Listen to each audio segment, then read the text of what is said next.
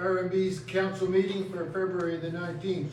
Please be aware that council meetings are live streamed to Facebook, Belfast, PEI, and live stream comments are not monitored in real time during the council meeting. A new practice for RMB now includes a requirement for all visitors to council and committee members to sign in for fire and safety reasons, as well as for more accurate minutes. Thank you. In the spirit of reconciliation, we acknowledge that the land upon which our organization stands is unceded Mi'kmaq territory. Epiquick, PEI, Mi'kmaqui is covered by the historic treaties of peace and friendship. We pay our respects to the indigenous Mi'kmaq people who have occupied this land for over 12,000 years, past, present, and future. Do any members of council have conflict of interest with any items on today's agenda?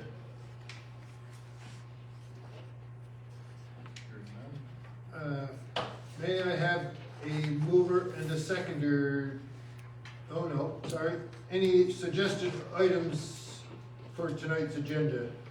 I got that email that said I should inform everybody at the council meeting that I will not be attending any meetings in March. I'll be away. And you're looking for an excused absence, right? Yes. I guess, yeah. Okay. That'll be placed on item 16. No, 15. 15B.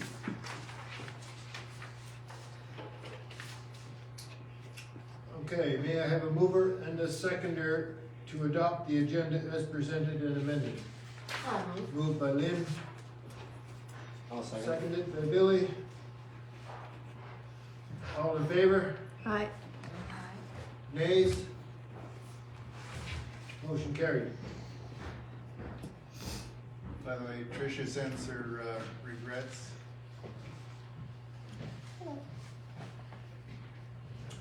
Our RCMP report for the month of January has been distributed at the meeting. Actually, was going to speak to some highlights. Okay. Yeah, so actually it hasn't been distributed. Sergeant Robinson has informed us that the RMB office is no longer able to disseminate those reports publicly. However, I will keep a copy of the report with me for council to review if anybody wants to stop by and see me after the meeting.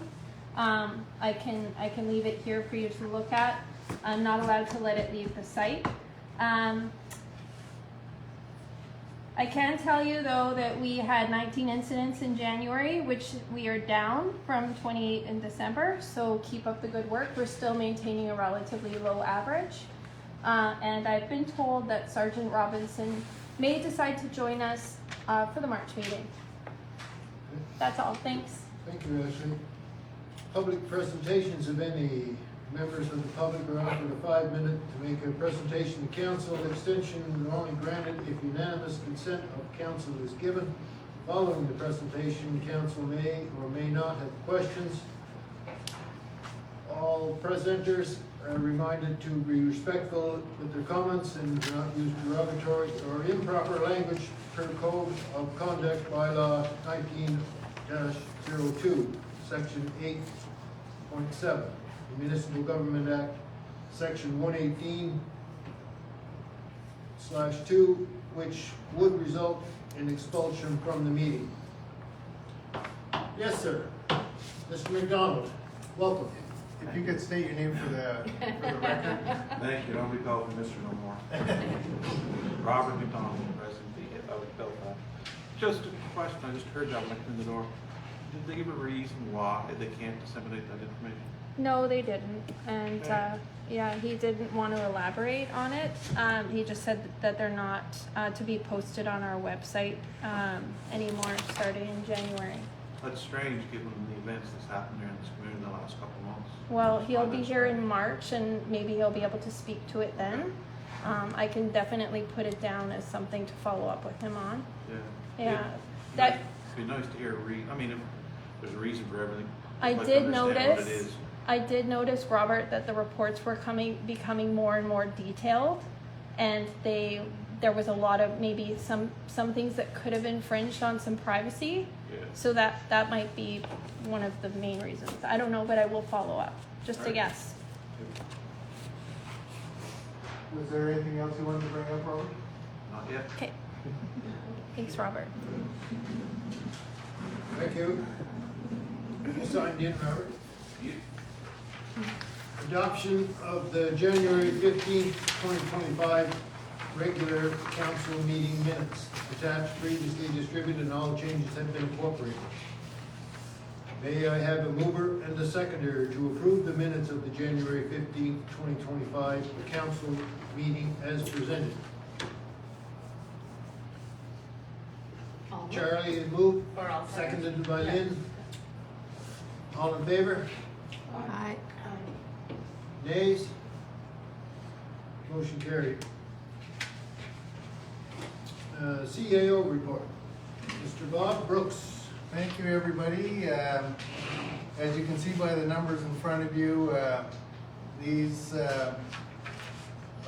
totals in front of you show that we're basically on budget, exactly where we had projected, within $197 so far.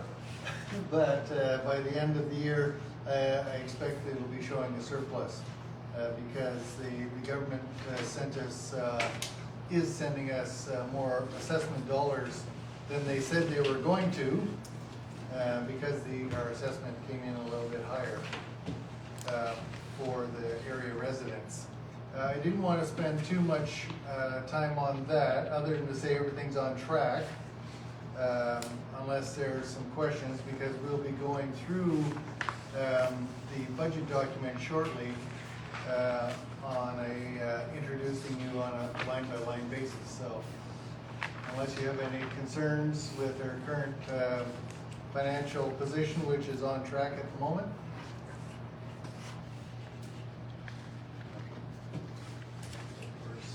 All right, thank you, Bob. So we're going to break.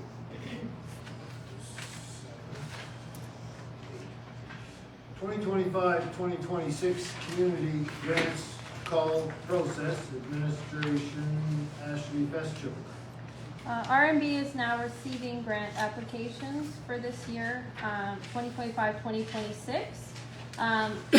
For the program cycle, applicants are reminded that they have until noon on Friday, March 7th to submit their grant applications. The Community Grants Committee will then be reviewing those applications on Wednesday, March 12th for recommendation / decision of council on the Wednesday, March 19th meeting. I just wanted to remind everyone that those that are submitting grants, that the committee will have full copies of your presentation. However, some community groups like to present to committee, and they will have 5 minutes just to highlight certain things about their application if they want. Not necessary, because the committee members will have the full application package. And that's pretty much it. It's really important that people acknowledge that there is a deadline and that they have until noon, Friday, March 7th. We just, we don't have time to chase everyone. If you want grant money, make sure you get your application in on time. I'm glad you brought that up, because what is really helpful is when people get in their application sooner than March 7th, rather than us trying to scramble with all these, they come in on the 7th, because there's a lot of work to do to get it ready, the package is ready for committee to look at the stuff. So the sooner you can get your applications in, it would be much appreciated. Thank you, Ashley. You're welcome. Okay, the 2025 to 2030 Canada Community Building Fund, CCBF, formerly the Gas Tax Funding Program, updated by Bob Brooks. Thanks, everybody. As you know, we are going to be coming up with a new funding cycle this year. Probably going to be doing announcements for proposals in about April or May. there is expected to be 300,000 plus available to our municipality during a 5-year cycle. However, we're already given notice that we're also going to be allotted another 300,000 plus for the next 5-year cycle. So they basically were announcing this program for 10 years, but it's in 2 5-year cycles. There was a question before because of our previous project for a community plan and development bylaw about whether we met the funding criteria, and I can tell you all that we have.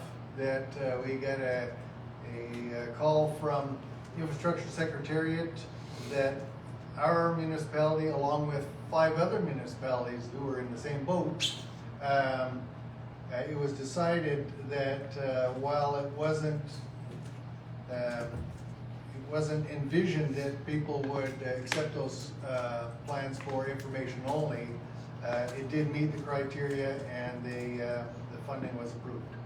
So there's not going to be any financial issues in that regard upon us. So stay tuned for probably April, May, and we'll be doing some announcements as far as asking for proposals. Now, there is one change this year, or this cycle, that wasn't there before, and that is that this CCBF funding will now cover fire halls. It never did before, it does now. So, which is good because there's a project on the go. So anyway, stay tuned. Once we have the package information and we're ready to go, we will make that announcement. Oh, and the previous funding cycle, there's 2 projects that they're just finishing up this year. We're hopeful that they'll be both finished by March 31 of this year. So it's all good. Oh, Robert has a question.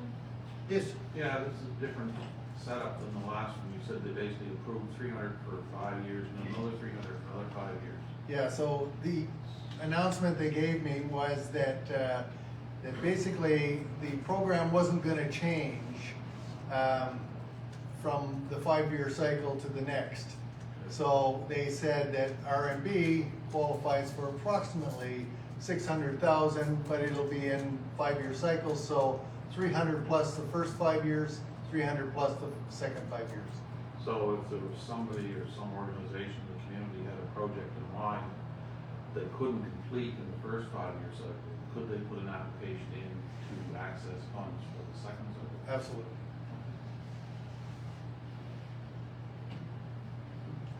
any questions?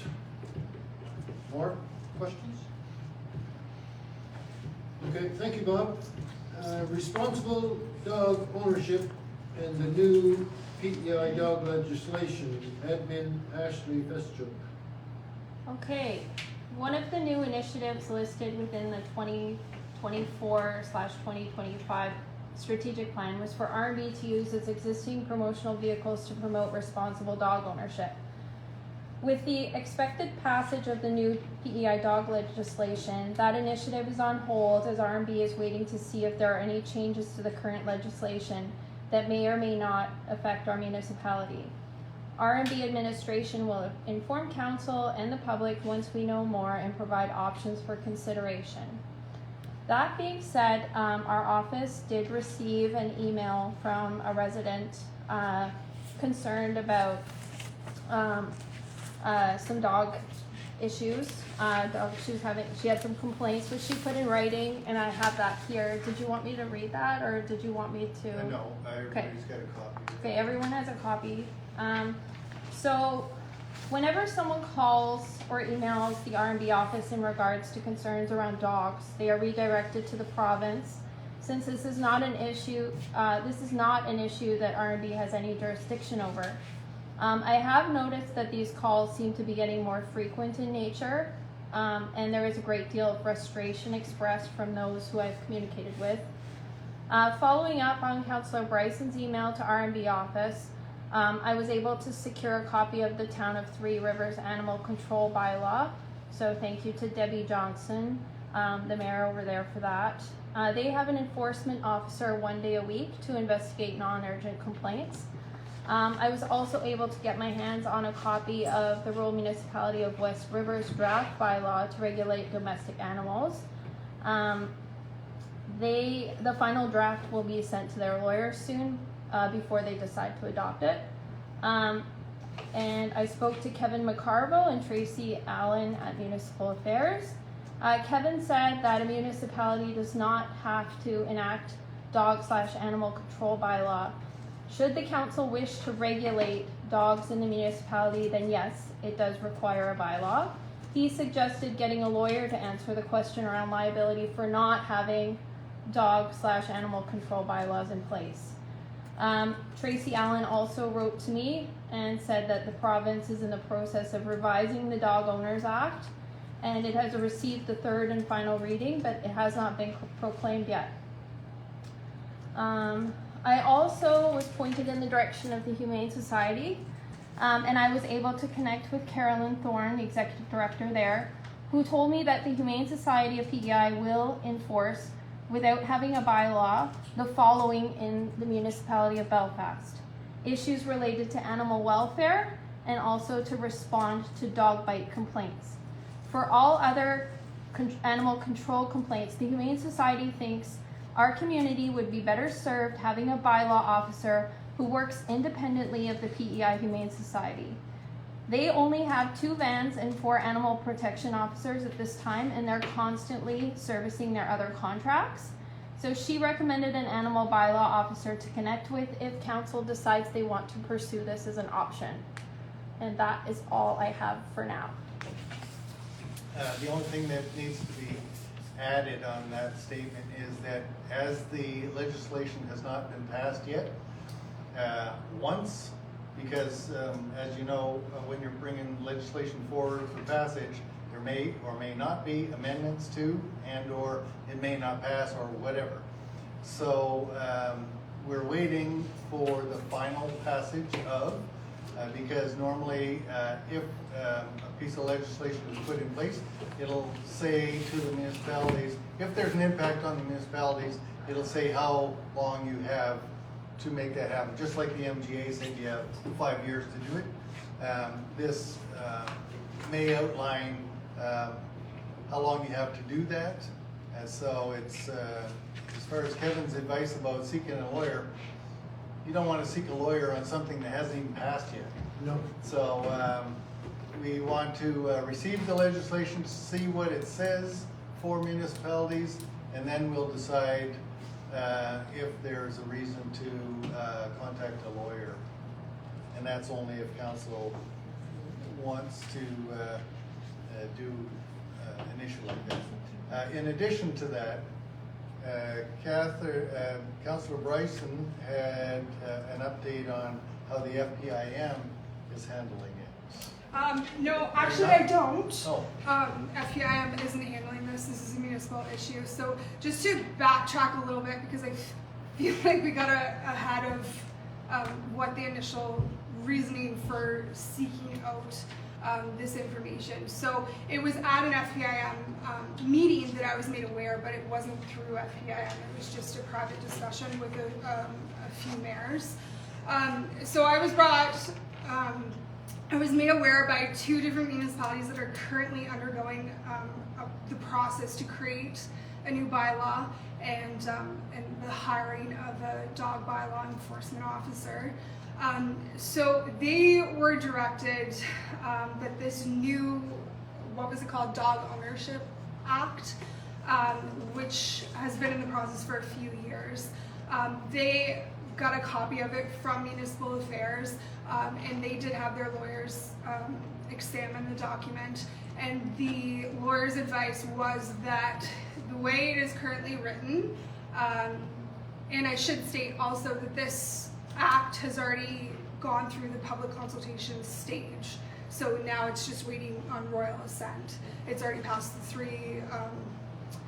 three writings, reforms, So there's no reason to believe it won't be passed in the spring, but until it happens, we won't know. But regardless, these municipalities have gone forward. They've contacted a lawyer. The lawyer has said that the way that it's currently written is that the province basically excludes themselves from any dog ownership problems except in unincorporated areas. So anywhere that's under a municipality would be subject to having their own dog bylaws. Any municipalities that chose not to go forward with their own bylaws would then be held liable if there were an issue. So it's basically you cannot enact it the way it's currently written. You cannot enact it, but then if there were a dog bite issue, there's potential that the victims could then sue the municipality. Is how their lawyers informed those municipalities. So when I was made aware of that, I contacted the office, and that's kind of what got the ball rolling with trying to find out what the actual facts were in this case. It seems to me that a lot of these things are very open to interpretation, and that's the issue with any kind of legislation. So I guess it's a wait and see thing at this point. Once it's received royal assent and becomes law, then we can either seek our own legal advice, or we can piggyback off of other municipalities' legal advice. But that's that. I should also say, in talking to several of these mayors, they're very open to and I should say these are larger municipalities that have the funds to be able to access a lawyer. So they said in cases that they're already seeking legal advice, they're happy to share any information that comes their way.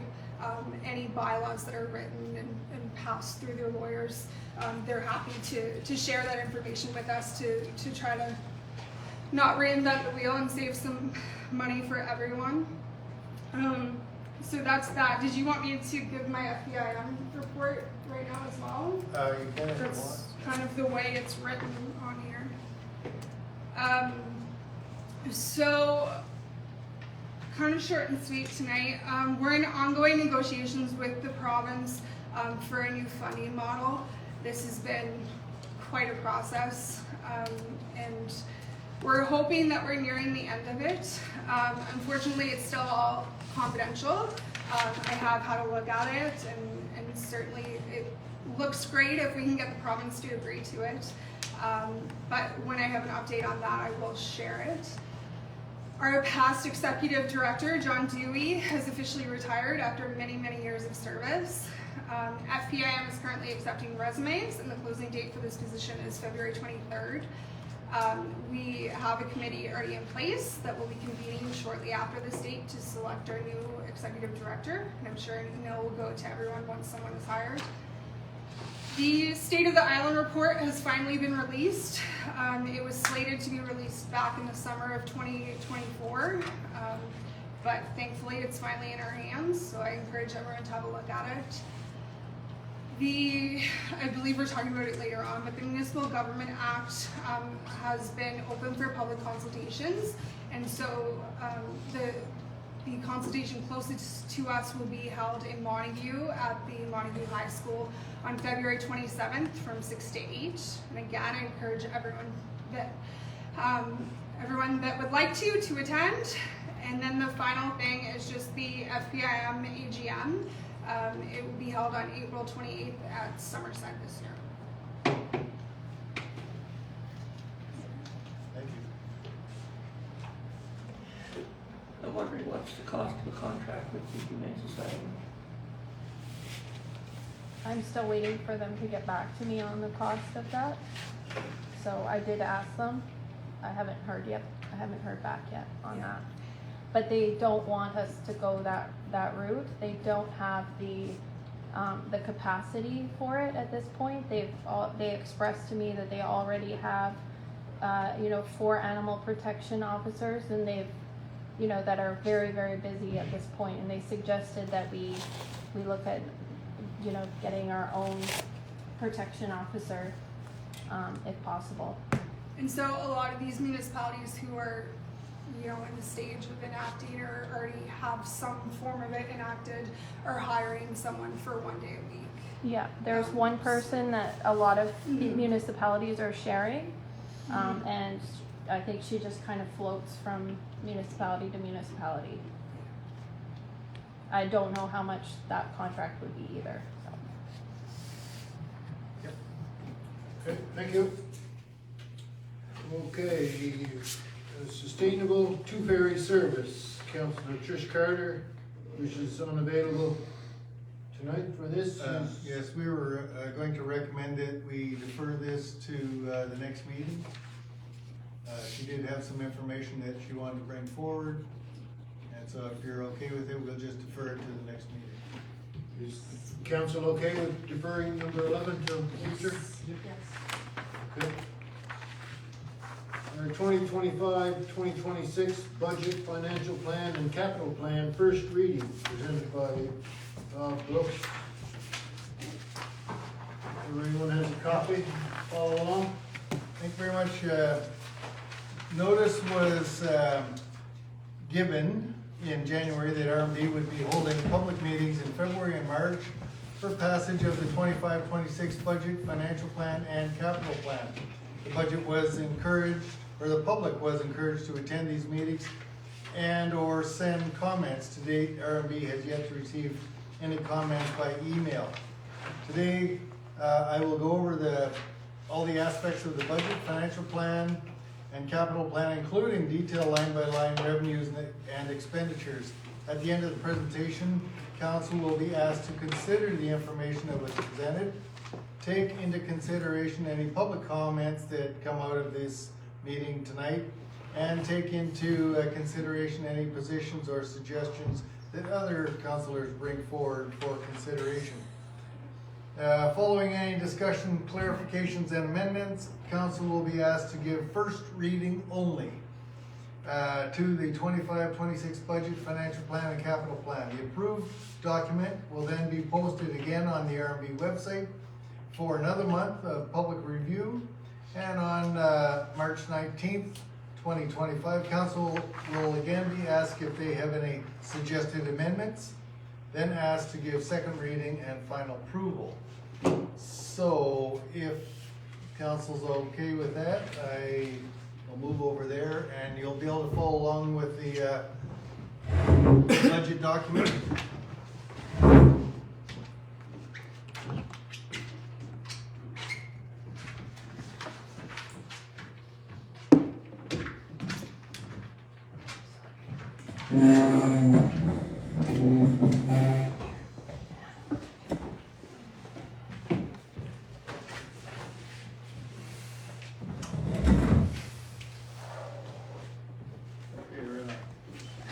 Thanks, Ashley, for setting this up. You're welcome. So I'm happy to present council and the public with this initial draft budget for the 25-26 fiscal year for council consideration. I'm also happy to recommend in this draft budget that there be no recommended mill rate increase for this year, even though this project includes a higher projected community grants allocation and covers all the costs of our office changeover. After working through the audited financial statements, going through all actual expenditures for 24-25, projecting the remaining expenditures for January to March, and working out the expected requirements for funds for the 25-26, I documented the previous council direction. I consulted with the other RMB staff. Then I worked with the RMB Oversight Committee that consists of the mayor and deputy mayor to ultimately arrive at this draft budget that you see before you. I will now go through the initial draft budget on a line-by-line basis, and I'll do it in sections. That way you can ask any questions you may have and or clarifications. You will notice that I've merely inserted a placeholder into the community grants section to give us an idea of what that budget could look like. However, that will be up to committee and council to determine the actual numbers once they've gone through the applications and decided how they want to go. You'll notice that number is slightly higher because there is a few other expected projects that are going to be recommended that we take a look at. But again, that'll be up to committee and council to decide if that amount of money or anything close to that is what we end up with. You'll notice that we do not have the exact numbers from the province yet. In the interim, I have inserted exactly what we have received this year, and because we're expecting to no mill rate change, we can expect those numbers to be very similar. Although in April, that's when the new assessment or your tax bill goes out.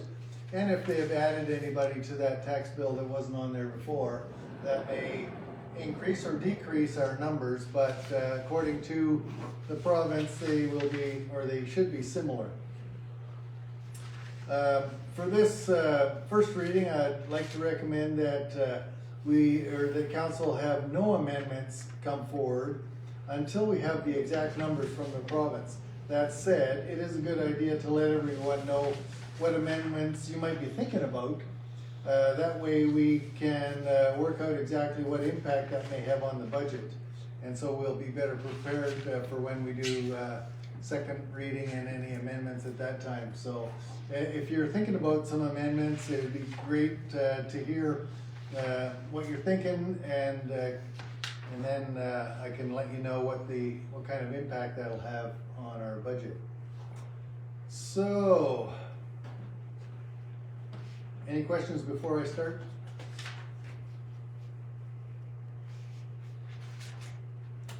Okay. You will see right off the bat that the total income projected for this fiscal year is much less than the one previous. And the reason is because we have in-out money for the CCBF funding. There was also other funding for a generator, so that's not in this budget. So basically, what you are looking at this time is going to be very similar to what we had last year, with the exception of those extra dollars. The commercial assessment, as I mentioned, is based on the numbers that we have already. Government rink grant is an in-out. That doesn't change. It's Belfast Rec Center is the only ones that are available. Sublease rent is $6,000 in revenue, and depending on when that sublease starts, that will either be $6,000 or lower, depending on when they start for that.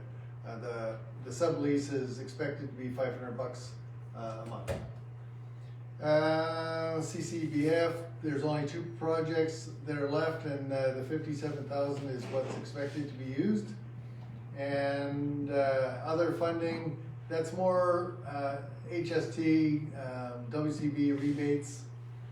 There's also some dollars. Well, Community Foundation and BOG had an arrangement with Community Foundation that Community Foundation stopped for now.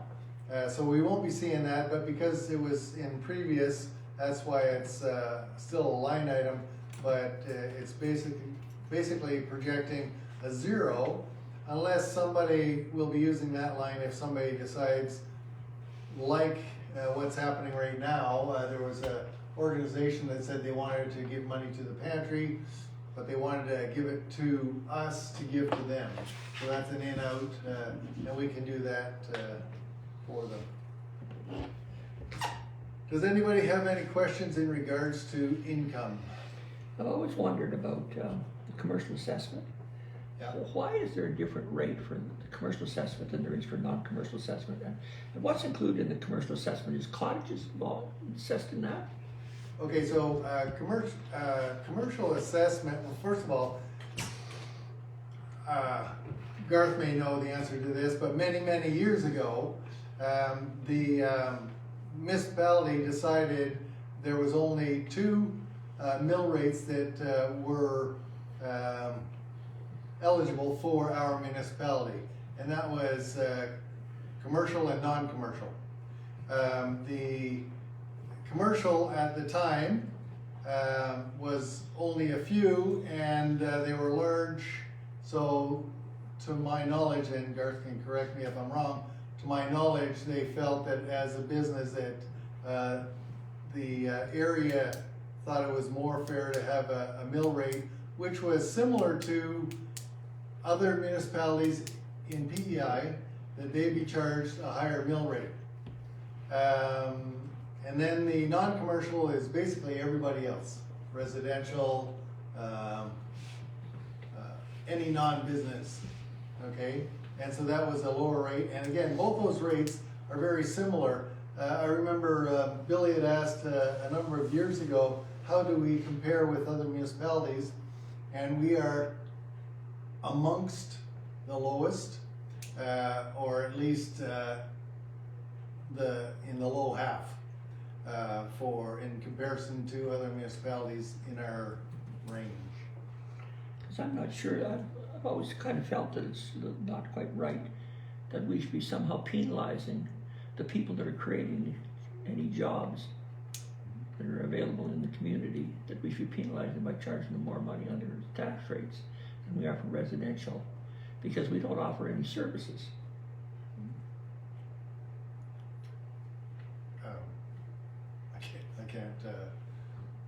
I can't speak to that. It's up to councils and the councils of the day, which one they go. And I can tell you though that almost all the municipalities have a higher commercial rate than the individual, with the thinking that the business community had more funds than the individual resident. So that was the decision made long before my time. And we are merely carrying on with that. Did you have anything to add to that? No, I don't. Does that sound about right? Yeah, that's exactly right. Okay. I think they should both be the same. Okay. So if that's something that you want to do, you can think about the amendment that you want to bring forward, and I can tell you how much more the non-commercial will have to pay in order to make up whatever the commercial is not paying. So I would say that 1/3. So I basically would say that the non-commercial would have to make up approximately $7,000. But we have to make it up when we're projecting a surplus. No, we're actually projecting a deficit. The deficit that's being projected is $8,043. However, that was planned because, as you know, we put money aside in the reserve for the new office. And so the fact of that being minus 8,000 is because of the dollars for the new office setup, but we have a reserve for that. So that's why I'm suggesting in this budget that we do a deficit budget, because we have the funds already set aside in a reserve, which you may remember that Kevin McCarville suggested in all the budgeting that we do. We have to make sure you have reserves so you can let the government know exactly what's being spent with that money. And our reserve funds are $22,000 is what's left in that office reserve. So that's why we can absorb that 8,000. But I didn't want to get into the expenditures at the moment. So if there's any more questions on the revenues, but you can think about whether you want to do that. But the impact would be 7,000 approximately if we tried to bring it in line with the non-commercial, and that means the non-commercial would have to be, well, everybody else would have to come up with an extra $7,000 as well. Or maybe we could just cut somewhere else. That's an option, yeah. There's surprisingly few that are actually, I can't remember the number offhand, but 44. Yeah, it's not many that are commercial, oddly enough. 44 commercial. Oh, 44 businesses. Yeah. Yeah.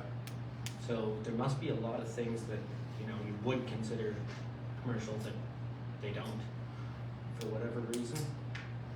So I don't think cottages and things like that are grouped in with that. No, that's not rated as a business in this context. And how often are those updated, those commercial? Well, actually, ratings? typically the assessment roll is updated every single year. However, typically what happens is every 5 to 7 years, the government of PEI will do a complete, well, actually, they will do an assessment review. And the reason I didn't say complete is because they normally do this area this year, this area this year, because they have limited staff, so they do portions at a time. But your area should get reviewed every 5 to 7 years. So once it's reviewed, they take into account any new improvements that are added to your assessment or your tax bill, and then that'll change the assessment rate for your municipality. However, it's updated yearly because you get new building permits every year. And if suddenly something that wasn't there before is now, because it's been permitted and now you see it's an actual, they will add that to the roll. And so they will do these additions every year of what they find, and then they might review the whole thing in your area every 5 to 7 years. So typically on an annual basis, you'll see small increments. But sometimes I've seen it before where they will do a new assessment for your area and looking at the new building codes and everything else. And a lot of times there will be, or in many cases, I've seen some big jumps that happen, which mean there's more assessment revenue that goes to your municipality. But if they tell you that, then that gives you the opportunity to also look at a tax decrease. Robert, you had a question? Yeah, I'm just curious, you said somebody made a comment about 44 businesses Yeah. in the area, and I'm struggling in my mind finding where they're at, so I have to wonder whether some of those cottages that you mentioned earlier are not included as commercial businesses. Well, they sent me the assessment roll, and what they did is there was a summary that commercial was 44, and off the top of my head, I can't remember what the non-commercial was, but No, not commercial. I just remember that commercial was 44. Yeah, but in my head, I'm Yeah. just starting a new town, running down the Trans-Canada, down to Point Friend, and down to here. To me, a commercial business is somebody like the Coopers, like Country Kitchen, the restaurants. Well, it could also be the liquor store at Wyandotte or the sweet shop. Yeah. You know, those are commercial businesses. But I guess I have to wonder if they're not identifying some of these B&Bs, whatever they want to call them. Yeah, but then I couldn't say for sure. Vienna's, restaurants, and any of the farms ever? Like, Sorry? was your farm ever considered commercial? Well, that's what I don't know. I don't know whether they consider farms commercial either, and if that's the case, we're still down to not many farms. Yeah, you'd still be hard pressed to find 44. So, yeah, just a thought I did, that's all. Okay. Yeah, and just where we don't have any current zoning, like I'm just wondering if this is based off of, you know, old provincial zoning Right. data. Yeah, we're definitely going on the provincial database. Yeah. And like I said, because we don't have a official community plan, we don't have it zoned differently other than the criterias of commercial or non-commercial, which could be anywhere in our municipality. So can we access a map that shows where those commercial properties are? I'll have to find out for you. I don't know if you can or not. I mean, I guess the province, if they're taxing people at a different rate, they should be able to provide where. Well, they right? they've provided me with a document that's this thick. Yeah, so it's about 1.5 inches thick, and it's got every single property listed, but it's confidential information. So, yes, they do have it. However, I guess the whole thing is, if we're gonna be doing it, you know, maybe there are properties that are considered commercial that aren't no longer commercial, or vice versa. There's properties that are commercial that aren't zoned as right, so commercial. what happens is when they send out your tax bill in April, May, actually I think it's in June is when you get it. But anyway, what happens is you will get your assessment for taxes, and then you have 60 days or 30 days to question or appeal or whatever. That's every single individual has, or that receives one of these bills, will have that 30 or 60 days to say, hey, that's not right, or why am I getting this, or whatever. And then once that time period is up and or change is made, then the bill is due, and then that funding continues to come to the municipality over the course of every single month.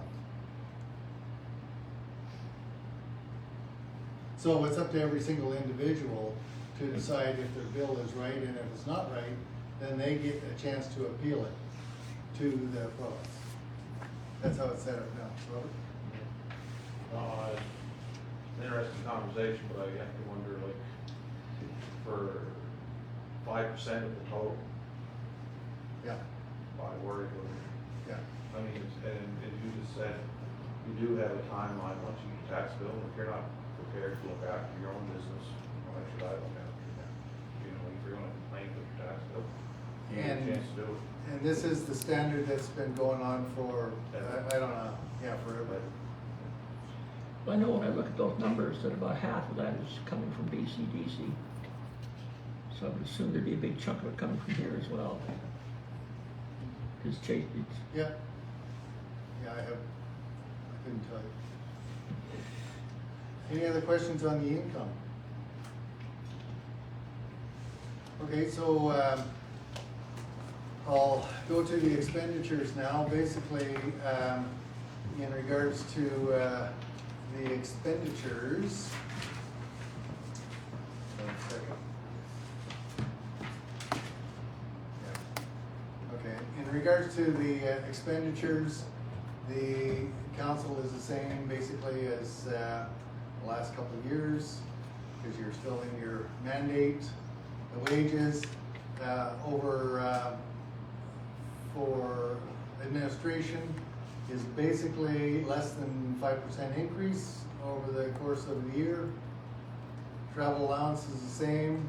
Admin office supplies, the only reason it's showing larger in there, is because of sublease expenditures that will be in there, like a separate power and whatnot, so that we can then charge it out into the revenue stream.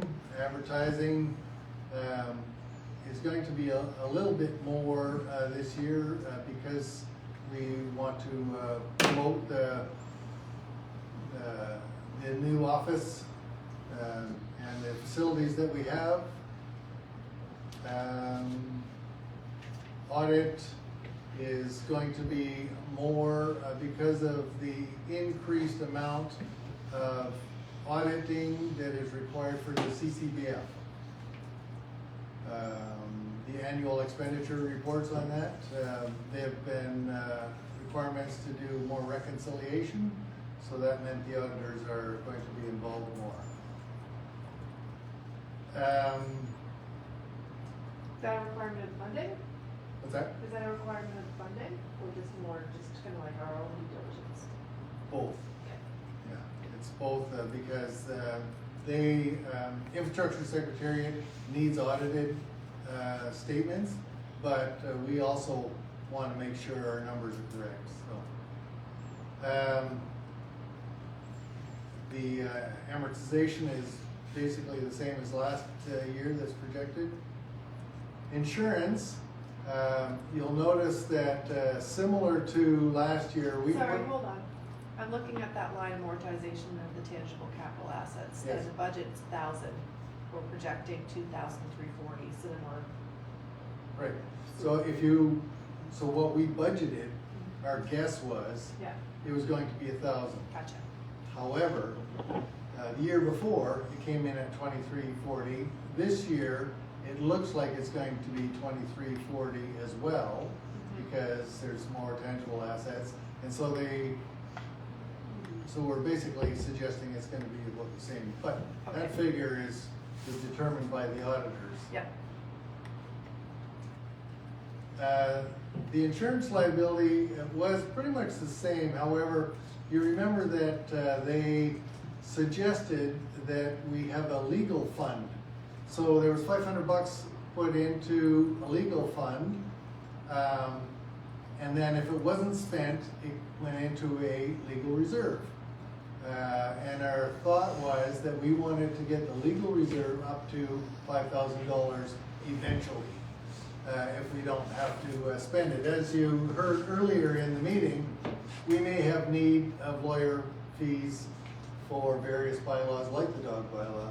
So it was a good idea then, and we put $500 from the last year or unspent to this year that will go in that reserve, and now we're suggesting another 500 for this year so that we can carry on up to $5,000. Then you have the projects. You'll notice it's a little bit, well, quite a bit less. There was a lot of dollars for the community plan in the last one. There was also Shop Belfast in the last one, and Shop Belfast PEI said they're going to be taking a bit of a break, but that they still have some t-shirts to sell, so that may still carry on over the course of the year. And then they'll rethink that position later on if there's a demand. For example, if people are saying, hey, what about Shop Belfast? What happened to that? And we want to see it back again, or, you know, depends on how it goes this year as to whether it gets cut altogether or reinstated. So this is going to be like a trial year for that. Same as last year. Yeah, Charlie? When you say community plan, are you talking, is that same as strategic plan? No. Remember the discussions we were having about the community plan and development bylaw? There was some cost to that, holding public meetings, Gotcha. printing off coroplast, whatever. So that's no longer required. Okay. Anybody else? Oh, Robert. Robert? Sorry, I'm not very good with acronyms, but MBAP. Sorry, what's Emergency what? Measures Organization. Oh, Emergency plans. Yeah, we have our own municipal emergency measures yeah, I plan. know, I'm just not very good with acronyms. Okay. Then we also had events. We have a little bit more money set aside for this one because we're gonna have a whole brand new building to buy lights for.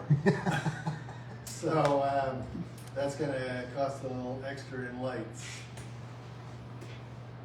But currently, or right now, we do the programs of Remembrance Day, Halloween, Christmas, and we participate in a few others as well.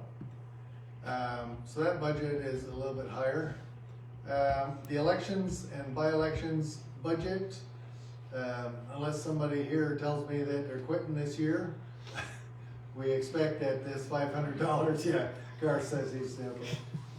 We expect that that $500 will run over again. Similar to the legal one, we've created a elections reserve because when we do have an election, excuse me, it typically costs about $5,000 to run an election. But if it's a by-election, typically you can get away with about $500, and it usually ends up in acclamation. In regards to our normal professional fees, that's pretty much the same as it has been.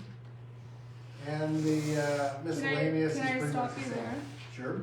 So E9, I tried to look back through my emails in my agendas. I thought I had given a heads up that FPIM fees would be raising, Yes. but I can't seem to find that email to find the actual amounts. I reached out to FPIM and FCM, and it looked like there was going to be probably about a 5% increase, maybe slightly less. However, there was less travel than we were expecting, so there's only 57.5 set in place for that. Okay. And can you remind me, how much is the FCM fees? Do you have those in place No, I there? don't have that figure in front of me. Okay. Which one, the FCM? FCM. Yeah, I remember when we first started, we had a discount price, and then that discount got smaller and smaller. So for the last 2 years, we've been paying their regular rate. But it was only a few $100s because of the size of our municipality. Okay. Actually, I have it. that's not right. I have the FCM membership invoice. It came in at $679.02. Yeah, that sounds right.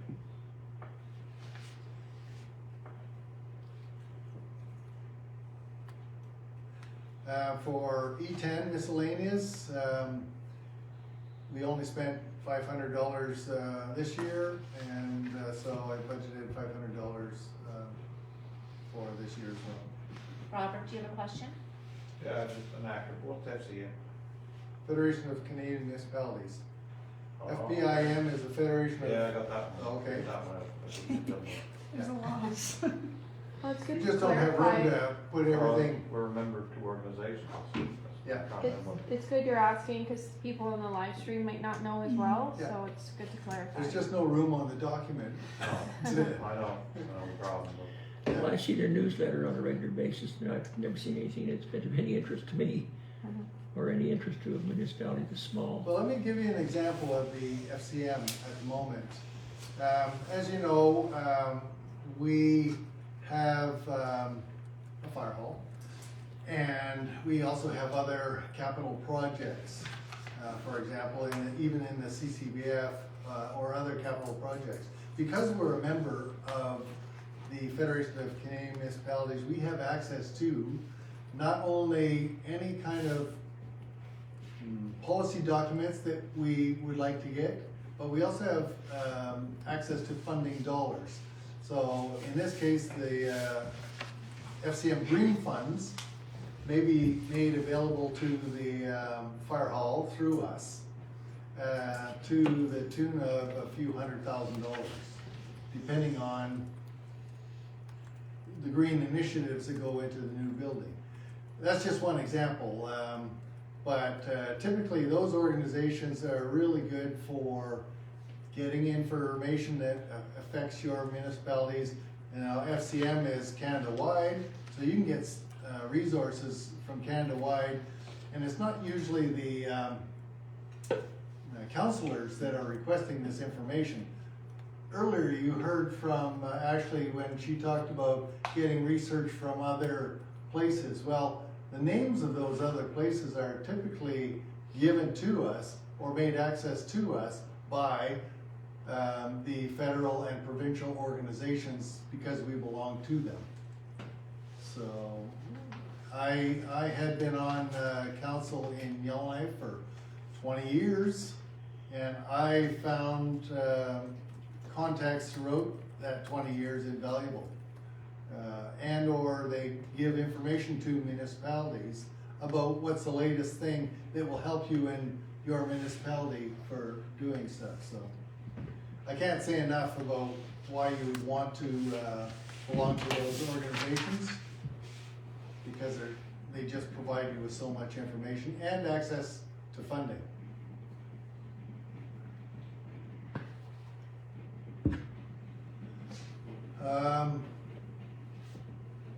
I've already spoken to the fire protection folks, and their application this year is going to be $120,000.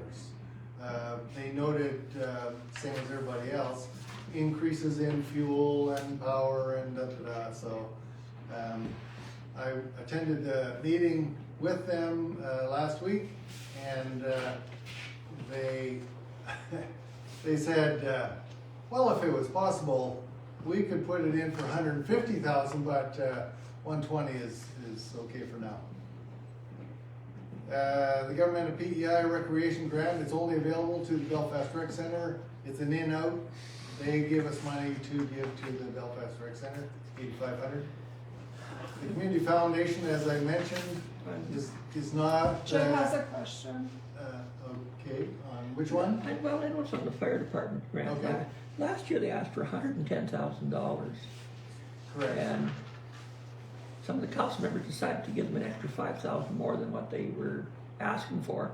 And then they turned around and gave some of that money away to the St. John's Church, which was unsolicited by the church. They had no idea it was coming. That, Maybe they have. not exactly how it went, first of all, but they did only ask for 110.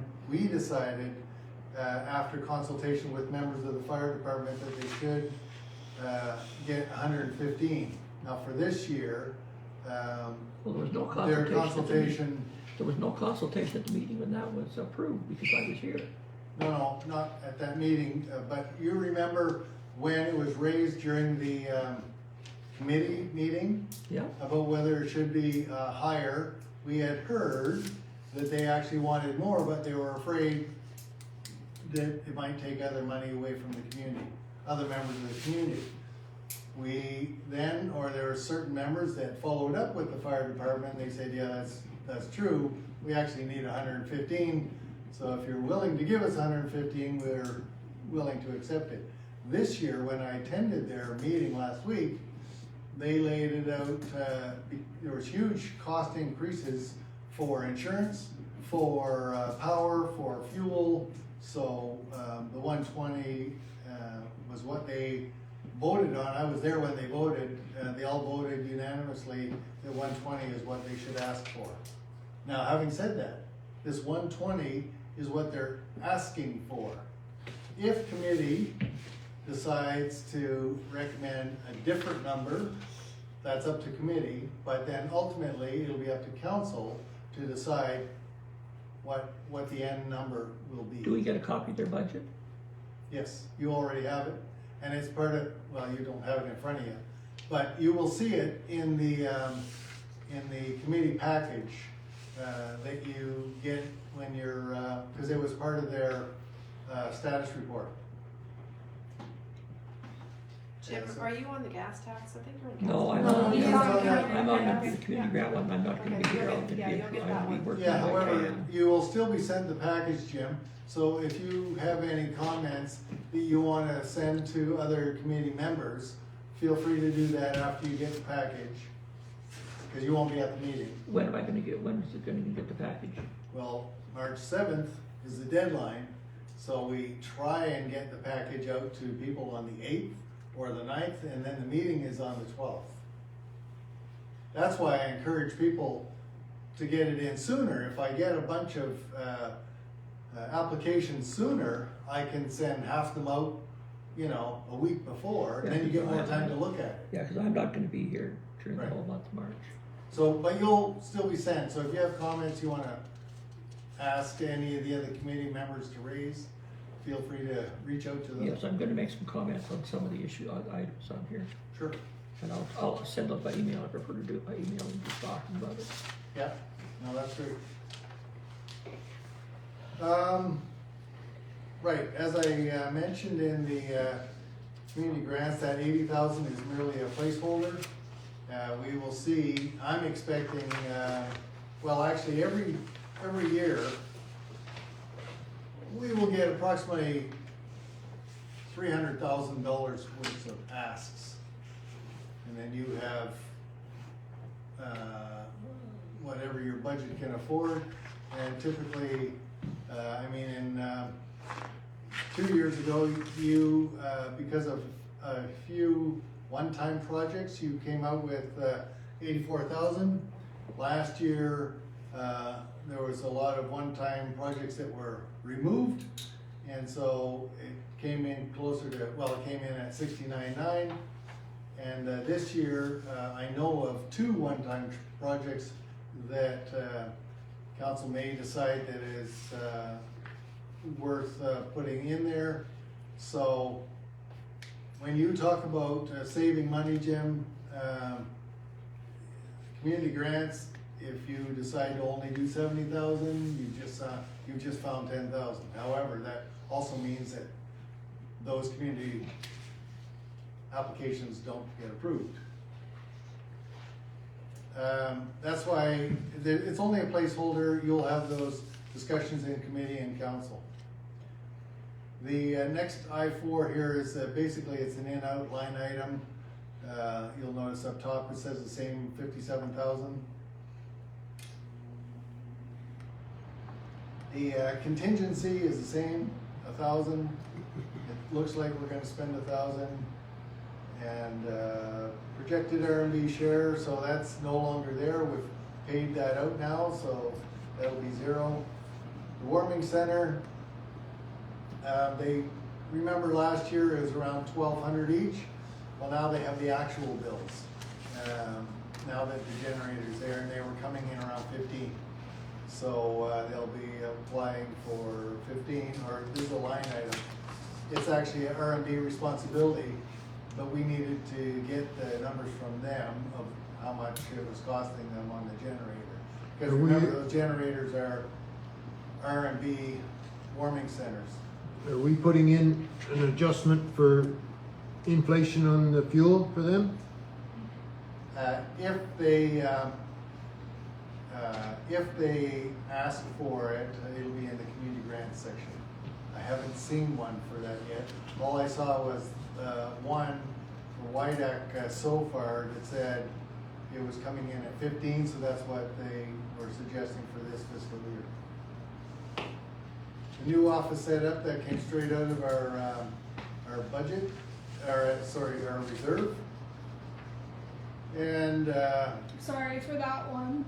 yes. Are we going to see like a projected budget before we approve that? Like what you're planning on spending that much money on? No, because it's going to be a filing cabinet, costs toward a new deck, some electricity, air purifier. So council had authorized $25,000 for that, and basically I don't get the things on a advance. I just say I only have 25,000, now 22,000, and so I have to spend within that budget that you already approved for. So we can't change it? Well, you could. Okay. You could say you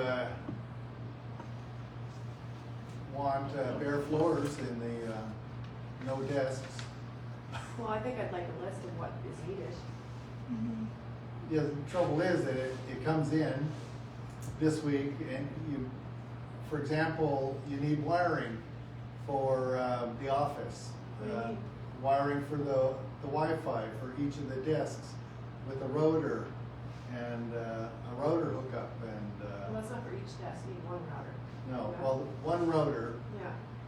and then you have to get it for, you have to have a receiver for each desk. So there's 4 stations, Yeah. five stations that has to be set up for. Yeah, That's not handled just by a router. why not? You have to then go to each station to make sure the computer is set up to handle whatever's in.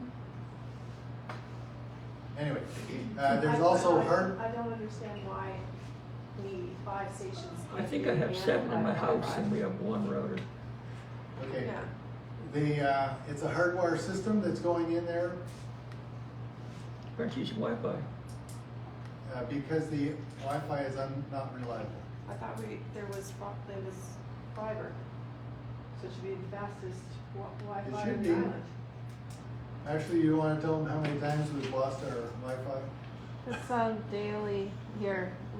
It's not reliable. But like, it's not the signal coming into, We usually have to piggyback off of the visitor center in order to get reliable internet. So with the new office, But you get Starlink. so with the new office, we have decided to hardwire the terminals so that we won't be subject to these same problems. So who's the internet provider? Currently, the internet provider is through, no, BI monitoring.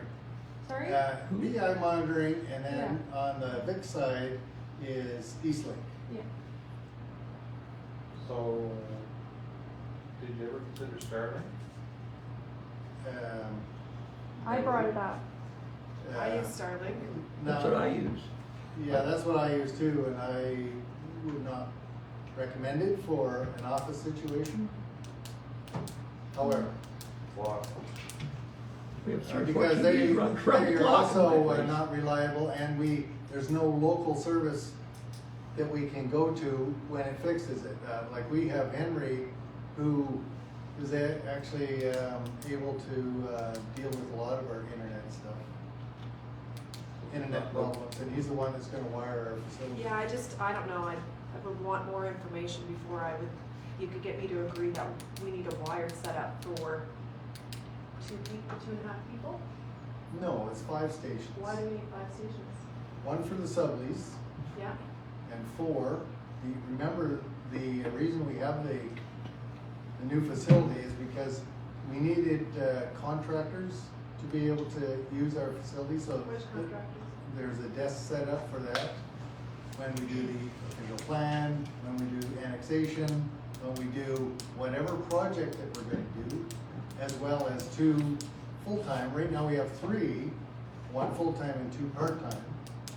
Yeah, So this building is for the future, so since the wiring is going in, you put the wiring in all at once to save money. yeah, I don't know. Yeah, I don't know, I kind of was a little skeptical like with what overkill. Charlie, that doesn't seem right to me. Do you know how much the wiring is gonna cost? What, I don't have firm numbers on all the stuff yet, because I've been too focused on, knowing that I already had $25,000 set aside, and knowing I can only spend within that amount of money. That's what I've been focused on, but as far as the budget goes, doing the line by line on each one, that's what I've been focused on, as well as I'm working on, other projects that were laid out by council. So, Robert, has a Yeah, question. I'm still a little bit wondering what's the issue with Starlink. I mean, it's $160 a month. Yeah, What's 161, wrong? yeah. Like when it breaks down, there's gotta be a bunch of satellites followed to those guy first. Like, Right now, we're only paying 100 a month. Yeah, but then you're talking with spending a whole bunch, Jared said a whole bunch of stuff for wiring and stuff. If you use Wi-Fi, you don't need to spend that money. Yes. And you have stations, I've got 2 stations in my little house. One upstairs, one downstairs. Does it cost me 161 each? Nope. Oh, okay. Yeah, because that's what I have too. Yeah. Because we run essentially, on occasion, 3 businesses out of my place, plus Yeah, so well, four television sets. I'll are going find all out the what time. Plus, what the hardwire will do, but the reason it was suggested that we go to hardwire is because the hardwire would be a reliable system for all your services within your office. But, More secure anyway. too. that was maybe Oh, one yeah, that was point. the other Security thing, reasons, about security. hardwire is much Yeah, you better. can Yeah, always well, kill- you I can still always don't kill agree things that down we by needed the- to have You can always a kill things physical down by the server, security like- thing. Yeah, Doesn't I don't mean know, anything. for me, When we use Gmail. Okay, how about I find out for you? well, yeah, cause like I feel like when I agreed to the 25,000, it was kinda like a ballpark number. I Yes. never once dreamt that the 25,000 would never be kinda broken down to see Okay. like what the kind of like breakdown was. Okay, I will break it down for you. Well, and at one point in time, years ago, hardwiring was the way to go because the Wi-Fi was not that reliable. But it's a different story nowadays. you know, is not the way it used to be 15 years ago. I'll find out for you. Okay. I don't have the answer for you right now.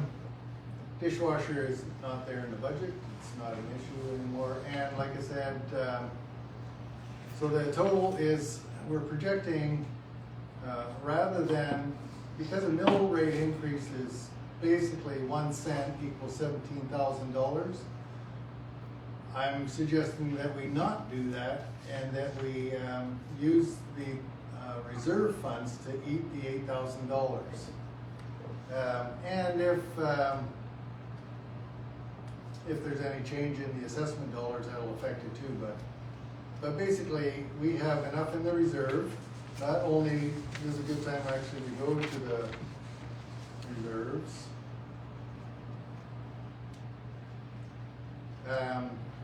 We had 22,000 left in the office reserve.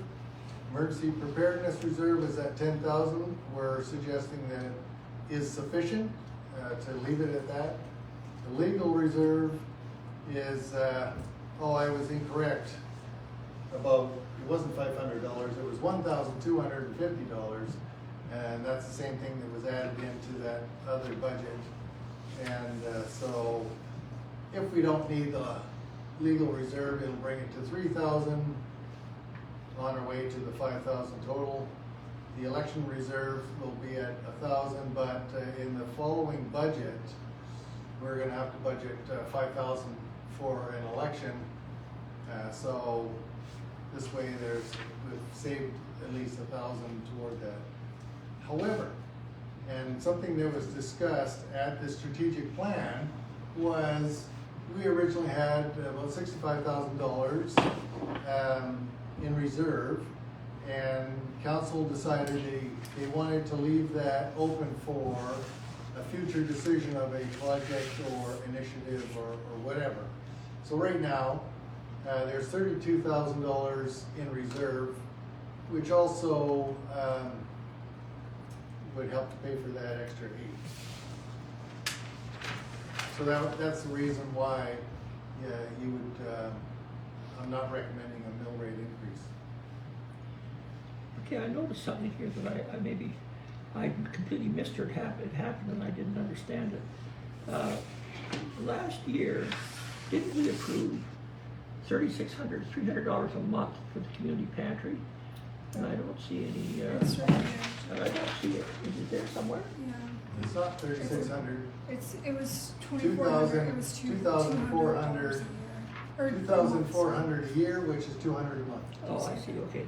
And I never felt we should do it, but I do have something to comment on that. Sure. I think that number one, I'm against giving any money to a TOB because I think it's a community thing, that they should deal with it, not us. You're against, sorry, say that again? It's a thing that service groups and individuals should be supporting. And levels of government can't solve every problem. But secondary, if we do decide to give the money, I think that we should designate what it's spent on. I think it should be spent on nothing but fresh vegetables, milk, eggs, oatmeal, non-processed foods, because we've got such an obesity problem in Canada. I was reading some statistics today that said that 40% of people in the maritime provinces are obese, which kind of shocked me a little bit. And that the closer you get to big cities, the more it goes down. And so if we're putting money towards anything, we should be putting it towards wholesome food. So what I can suggest is that because you're not going to be at your committee meeting, that you put that suggestion in an email for committee to consider, and then ultimately council will consider if they agree with you. Well, I agree with that, Jim. I think that like the other maybe perspective to look at is that some people that are using the pantry are going without food. And so any food is better than no food. So if you got somebody who makes use of the pantry, they might appreciate maybe something like, like the canned food. They might get more canned food because that $200 a month will get you more canned food than healthy food. And it's Or it shelf doesn't life, spoil, too. and it's shelf life. Not saying that it's Well, not a bad idea, but I just called say people. PEI Vegetable Co-op to find out what prices were like to buy, buying things in bulk, and then they also, I called Brookfield Gardens, and I was really surprised at how cheaply it is if you're buying large amounts of PEI grown produce, how cheap it is. Yeah, no, it definitely is, and I would be interested to see, you know, if we got a 50-pound bag of carrots into the community pantry, would we have enough uptick, or how much spoilage would we see? Actually, so I visit the pantry every week. Through the Rotary Club of Charlottetown, we provided another 10 bags of groceries. And when I was there loading the stuff in, I can tell you there was bags of potatoes, there was bags of carrots, there was canned goods of vegetables and canned goods. There was lots of pastas, there was rice, flour, sugar. It was basically a wide variety of what you normally do on a grocery. So what happens with the community pantry folks is they will look at it on a weekly basis with the monies that they have and see what's short in certain areas. If you looked at the shelves, they have areas for canned goods, for cereals, for all the different sections. And they go in there with the monies that they get and they see what is short and provide or fill up those sections. And with the Rotary contributions that I put in there, it also goes with all of the different sections. So that's what they're already doing. So we're not trying to tell them how to run their operation. We just give them the funding. And they've been successful so far. I think, Catherine, you knew how many, I don't have recent numbers about how many families they service on a weekly basis? It increases. It has been increasing across the island. Yeah. Like I say, I'm working with Rotary, and basically they've had to triple the amount of hamper bags that they give across the island. I wish we had something that was just for Belfast, Well, we do. It's called the Belfast Pantry. Vernon River, Oh, you want something? anybody.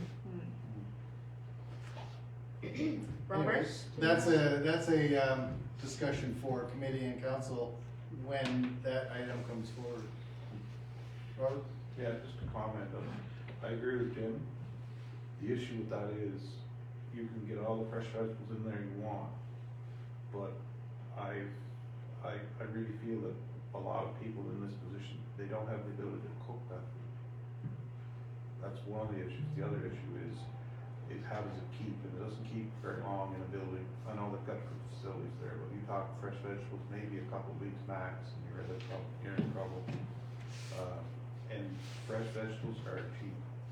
You can go to the veg co-op anytime you want when they're harvesting carrots. You need a 50-pound bag of culls, and they call them culls. It's $5. Yeah. That feeds a lot of mouths. But on the other side of it, you have to get rid of that bag within 2 weeks, or it's going to go south on you. So there's a lot of things to consider in that whole conversation.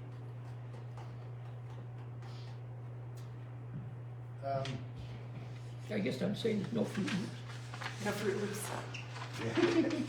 Yeah. Milk, eggs, people like that. That was it. So we have a projected shortfall of $8,000, but like I say, that projection would be used up by our reserve.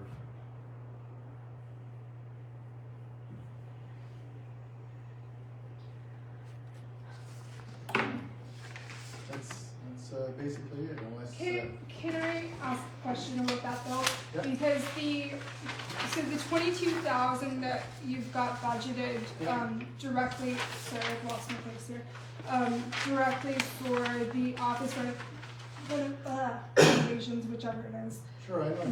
We're pulling that directly from the reserve, no? That is correct. That will come out of the reserve. However. So what am I reading it correctly that, you know, all of the above are just coming out of the budget, and then we're left with a negative 8,000.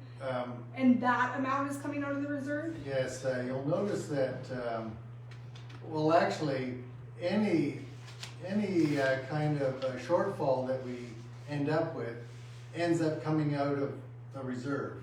I'm merely saying that we have the reserve for the office, and it's likely to come in after that. So what I'm expecting to happen is that we will eat that $8,000 because it's going to be used up from the office, and then you will have monies left over in reserve, and then that will automatically go into your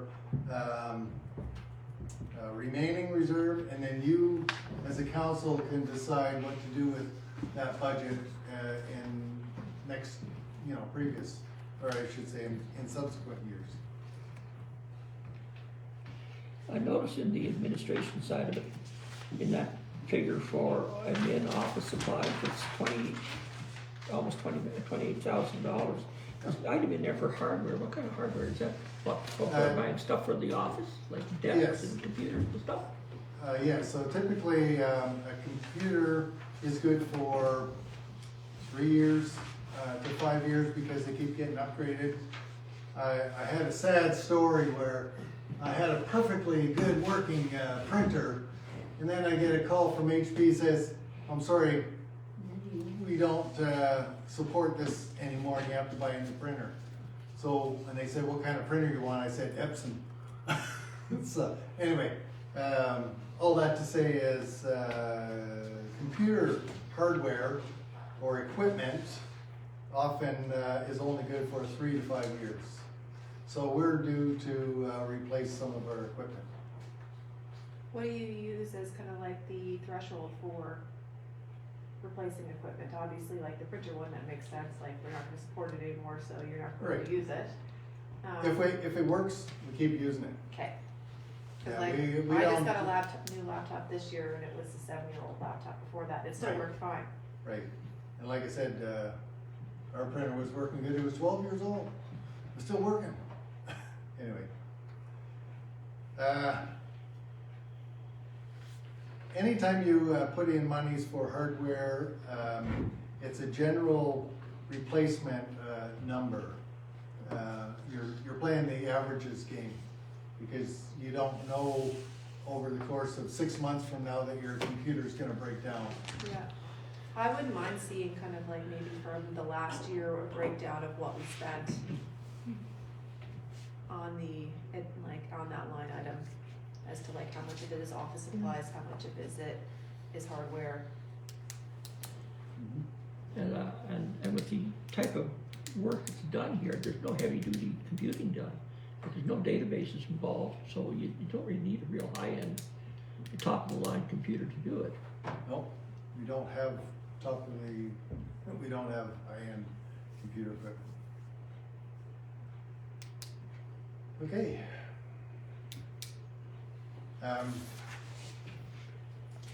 Is there any initial amendment suggestions? Jim, you said you're going to possibly bring forward a suggestion for community grants, and Well, yeah, since I'm not gonna be here, what I'm going to do, I'm going to prioritize from top to bottom the community organizations I feel are sort of rated from 1 down. okay. And So you're So gonna that send list that there to is last year's proposals, there might be, or last year's people that got grants. It's not, that doesn't include the people that asked for grants last year and didn't get it. Well- It doesn't include anybody that's new my application list this is year. going to, not only that, but we don't know. my priority will applying be this towards year? organizations that are definitely benefiting this community. So for example, the fire hall would be one. The 2 development corporations, BCDC and then Wood Islands, the Belfast Historical Society, the rink, like So- those type of things there. Jim, can I suggest that you send that list to all of council? Oh, I will. Yeah, and then committee will discuss it and make a recommendation, and then all of council will have that information. Yeah, I prefer to do things by email to the whole Yeah. council. No, that's Because fine. I'm not a good communicator and I know that. So therefore I prefer to put the right things down and send it out to everybody. Can I ask a question just because I'm getting a message asking? When we brought in a third staff member, it was because we had projected increased workload. Is there any talk of reducing it now that we're not doing things we were Definitely projecting? not. What I found out was, first of all, the other person that I brought in was to help with the financial load. I assumed that it would be, I assumed that it would, let me just put it this way. Half of my job, 55% of my job is financial. So I very much value this other person doing some financial work. And that's how I'm able to, remember the discussions that we've had for many years that I wasn't able to, I was working way more hours than I was getting paid for. Well, that's because of certain workload issues, and this person has solved that workload issue for me. And you will remember that I have sent the January activity sheet out that shows a substantial amount of my breakdown. And this month, February, when you see it, you'll notice that there's probably in the line of 70% is financial because of doing the budget and doing the year-end reconciliations and whatever. So some months, you know, you need a lot of financial help, and some months you only need a little bit. But this person only works 3 mornings a week, so.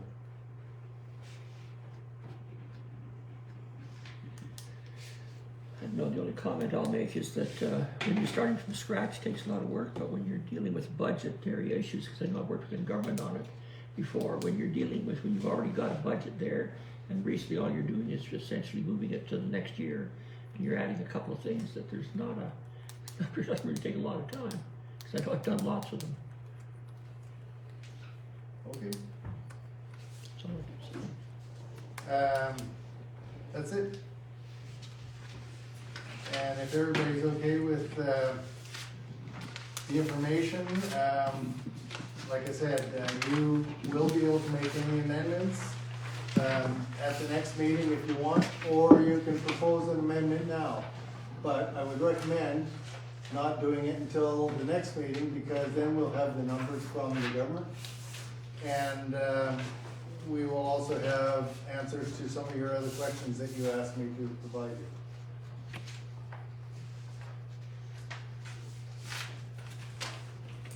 So if everybody's okay with that, Gareth, I need a mover and a seconder to accept this document for first reading. Okay, thank you, Bob. So is there any more questions or? Okay, may I have a mover and a seconder to give first reading of the Rural Municipality of Belfast 2025-2026 financial budget plan and capital plan. Moved by Billy, seconded by Charlie? Charlie, sorry. All in favor? Aye. Nays? Motion carried. Okay, notice of the 25-26 budget and financial plan meeting for the second reading is hereby given that RMB will be holding a second open public meeting on March the 19th to discuss and ratify the RMB's 2025-2026 budget, financial plan, and capital plan. Everyone is welcome to attend. Anyone wishing to speak to the agenda in this regard is asked to contact the RMB office and make arrangements or can send comments to the RMB through email. There's sublease within the new RMB office facility, admin Ashley Feschuk. All right, so in November of 2024, council authorized RMB administration to search for possible sublease tenants for a long-term sublease to ensure due diligence in offering the space to the, sorry, that doesn't make sense. So we were looking for a sublease tenant. We advertised in the Guardian newspaper. We posted on various bulletin boards throughout Belfast and Montague. We also posted on RMB's website and our Facebook page, as well as word of mouth. We made several phone calls to possible tenants. 2 tours were given of the site. Only one business continued to express their interest. Owners of the Sweet Company. The deadline for interest was January 31st of 2025. It is now incumbent upon council to confirm its willingness for a sublease tenant. And I believe Bob has an update on this topic. Yeah. So I followed through with,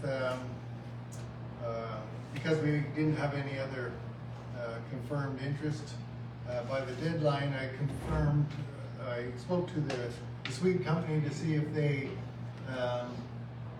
were interested in making a firm offer to lease. They did some research with the health as far as requirements they had because they wanted to use it for making fudge, so food processing. And the turned out that the facility was not quite big enough for what they needed. So they actually needed, that space is about 200 square feet. They needed something that's about 500 square feet. So it wasn't suitable for them. So they thought about maybe using it for storage, but they found a cheaper place for just using it for storage. So we continue to look for interested people. There's a few others that had been mentioned, so we're following up with that. Remember in the budget I had said the revenue starts for April 1. However, if it takes us a couple months to get somebody in there, then that number goes down. So we don't have a firm tenant at the moment. I did talk to WIDAC. They said the building should be ready to go for April 1st. So that's what they're shooting for. Speaking of which, I'm going to be contacting someone to help with the move. That we have to move our equipment over from our office into the other facility. So I'll be following up on that as well. In addition, there's a deck to make the train station fully accessible. There'll be a platform that has it fully accessible to both doors into the facility, and then there'll be a ramp that goes with it. And then in the spring, they're going to fix the landscaping so it all ties in with what's there already. So everything is basically on track, but if anyone knows of a possible sublease, we're following up on a couple other leads, but if anybody knows of somebody who might be interested, let us know. So we can scrub the $6,000 rent that's included in the income. That's for the year, That's for the year. so you can scrub it if It's we don't get $500 a anybody for month. the year, but it'll be $500 a month that we don't have Right. until we get somebody in. It's a summer business, they're only there for 2 or 3 months anyway. Well, the whole point was It's we're gonna trying be to open be. year round. Good luck. Can I make a suggestion that we post in the Eastern Graphic? We did. We did. Okay, I just it didn't just says mention it. here. Okay. I'm sorry. No, Yeah. that's okay. I just No, wanted no, to we make sure. did. Okay. Yeah, we took out an ad in there, and Okay. yeah. So Anyway, we're gonna carry on solicitation of interest. There have been a few other parties that have kind of just come onto the radar in the past week, so I can't say who they are, but we're gonna be following up on those. Should we contact the province about a library? About That, leasing the yeah, space? that actually has come up, and that's something that I can look into Yeah. if you'd like. Because there is no library, you know. Right, we have the little dory downstairs, Yeah, but that's not a but like a library. provincial Yeah, library, I see, right? yeah. Yeah. So, yeah, that's something I could look into if council wants me to do that. Yeah. I know lots of times government would prefer to do that and give an outright grant to something.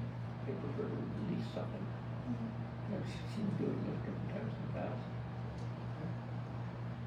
So we're gonna look for leads and follow up on leads. Yeah, I'll keep you all posted. Thank you. Yeah. Okay, Okay, our next meeting. no, November 15th. Missed one. New business for the agenda. Can I add something on there that wasn't, You did already. I know, And another one? yes. Okay. Oh, just, I think that we should give a shout out to Minister Stephen Myers. We sent him a letter to ask him to start the process of sending us out notification of building permits in the municipality, and he's responded to it and said that they will start doing that. And they're going to do about a got tenth of each month. We got one We did. already. Yes, and Darlene Compton was very helpful in Yes. getting that done for us as well. And the other one was the meetings that they've decided finally to review the whole MGA. They recognize that it's not suitable for small municipalities, and they're looking for input on it. Right, And we and, sent him a letter to ask him to do that. right, and he responded, and also, you have a copy of that in your package. Yes. And also, as Catherine mentioned, we've set up meetings for people to send in their comments and or attend meetings. So I'll be attending the one on the 27th in Montague, and I think, Catherine, you said you were going to the one in Charlottetown? Maybe I have FPIM on the night of the one in the morning, so I won't be able to attend, But but Ashley we, sent, as FPIM, we will be, you know, passing along our comments, and I think there was opportunity for us as a council to Right. pass on comments. and that's what, Ashley had sent out that information to everybody as to when the meetings are. Correct, and that's also been posted to our Right. Facebook page as well as dates. Yeah, I'm going to request a face-to-face meeting on that. And I'm also going to do a presentation. I'm not going to be here, but I'm going to do a presentation not on behalf of council, but on behalf of me Right. to, Yeah, that's how it, any individual counselor who wants to send in comments, they are more than happy to get them. well, I think they also. If councils do a resolution of the whole council, that means everybody agrees to it and sends it in, then it couldn't be on behalf of council. But barring that, if you just want to send your comments to the minister, then he's open to that as well. Yeah, no, I'll go that route. Ashley, you were going to speak to the Doors Open Down East project. Yeah, so for- Councillor Carter couldn't make it tonight, but she did want me to read something for her on the the Doors Open Down East project. So it's exciting news for our community, and she's thrilled to announce an incredible promotional program for our area called Doors Open Down East, happening on April 26th and 27th of 2025. She's aiming to make this an annual event that grows each year.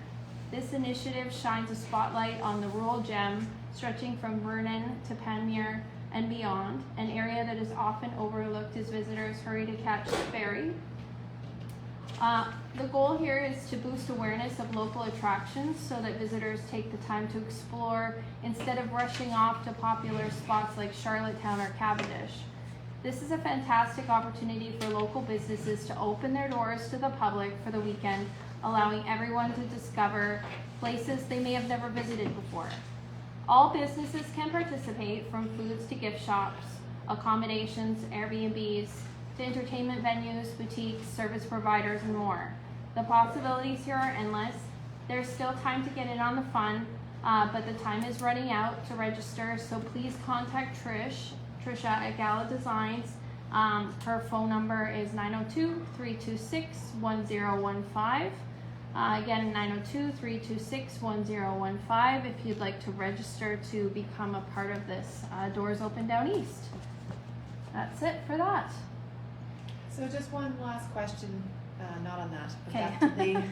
back to the MGA stuff. The letter it said, or their website it said that the municipalities will have the option for one-on-one interviews. Is that something like, are they gonna reach out to ask us if we wanna do it? Is that something that we have to reach out to them to get something scheduled? Just wanna make sure that if there's an action needed by us in order to schedule that, we should do it. I intend on reaching out to them, or myself personally. Yeah, and that would be kind of like a written submission or stakeholder engagement, but for a municipal interview, it would need to be.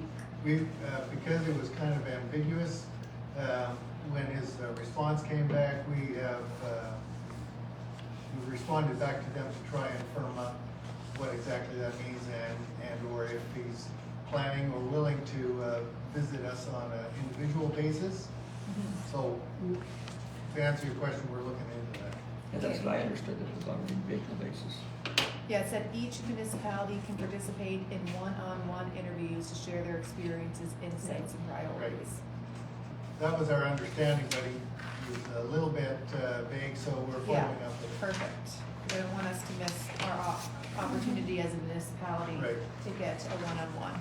And there was one other item that was on the new business, and that was the excused absence from Jim. Jim mentioned to us a few weeks ago that he was going to be away during the March council meeting, also during the committee meeting, but you only need an excused absence for the council meeting. So Jim, what dates were you away? I'm leaving on the 23rd of February, and I'm not coming back till the end of March. Okay, to the 31 of March. So, I mean, technically, that would count as just one meeting that he missed. However, because he does have the information that he's going to be away, then it's acceptable to ask for an excused absence for council, from council. That way it doesn't count for one of the 3 in a row that get missed. So Council has 6 weeks to decide. Yeah. So, if there was a mover and a seconder for Jim's request for excused absence between February 23 and 31 March, Charlie moves. Lynn? Whatever. Yeah. Lynn Lynn and and Charlie, Charlie. gonna arm wrestle more. Lynn and Charlie, okay. So, Jim would not vote on this motion, but, All in favors? Aye. Nays? Motion carried. What do you think well, about these? 4-0 and 1 abstain. Send us some good weather. Any more? Go in other? Okay, our next meeting is Community Grants Committee meeting on Wednesday, March the 12th, 2025, 7 p.m. RMB office, Woodlands Market. And our regular council meeting is Wednesday, March the 19th, 2025, at 7 p.m. upstairs, Meeting Hall, Woodlands Market. There's no further business. Move to adjourn. Moved by Billy. Pat. Pete.